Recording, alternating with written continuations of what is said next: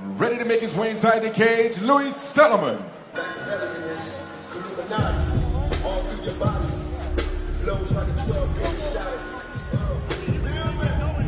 We talked about the youth on Edwin Jung. Here is the youngster, born in 2005, Luis Salomon, representing Clifton, New Jersey, Carnicella MMA as well. They've already been lighting it up tonight. Charlie Quinn will see if Salomon can bring it on his shoulders here in this bout. Yeah, I mean, second 18-year-old of the night so far. We're just 6 bouts in. You know, like to see the young guys get in there. Coming off a second-round submission win at Dead Series MMA. Predicts an early finish. James, what do you have? Well, I got a high pressure and pace in this 3-month camp. He really focused on the whole game. He's hoping to let his fighting do the talking for him. He is a Brazilian Jiu-Jitsu purple belt, which, again, speaks to some skill, especially when you consider he hasn't been training with Carnicella for that long. But I know. I could use some of that right now. Here he is, Luis Salomon, making the Flex Fight Series debut against Edwin Jung. Ladies and gentlemen, this is an MMA bout held in the men's 125-pound flyweight division. Brought to you by Pure Raw Honey and Fat Boys Burritos. Introducing first, fighting out of the blue corner. This warrior stands at 5 feet 8 inches tall, weighing at 126 pounds. Fighting out of Syosset, Strong Island, New York. Representing Law MMA, help me welcome Edwin Jung. Introducing his opponent, fighting out of the red corner. This warrior stands at 5 feet 7 inches tall, weighing at 126.5 pounds. Fighting out of Clifton, New Jersey. Representing Carnicella MMA, help me welcome Luis Salomon.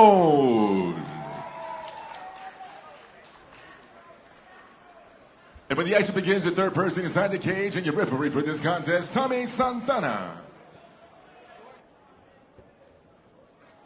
Tommy Santana gets this assignment here between two powerful 125ers. Edwin Jung, a lot of fans in the Amazura Ballroom. Luis Salomon aims to impress in his Flex Fight Series debut.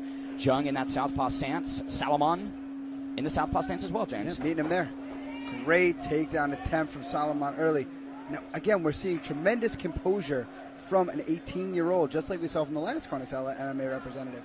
Tremendous composure. And Edwin Jung, I mean, one of the big things that we've talked about is maybe the grappling deficit that he's faced, but defending quite nicely here, 30 seconds in, James. And the thing is, it's not necessarily even a deficit. It's just, he got, in the first fight today, he got just a little out-scrambled by Tommy Coxon. Tommy Coxon, excellent wrestler. So no shame in getting out-scrambled by him. Here, this is just not where Edwin gets to show his best skills. Here, yeah, the defense is solid, and that's good-looking as well, but where you really love to watch Edwin Jung work is when he can let those hands go. Luis Salomon stated that he had 3 months for this camp. Edwin Jung, just 6 weeks. Salomon brings Jung down for the first time. Charlie Quinn, Jung's fighting, but Salomon's got the back. Yeah, I mean, at just 18, a purple belt in BJJ. How impressive is that, James? That's very, very impressive. But then again, kids in jiu-jitsu cannot get belts higher than they can't get belts. They can't get official belts, I should say, until they're 18.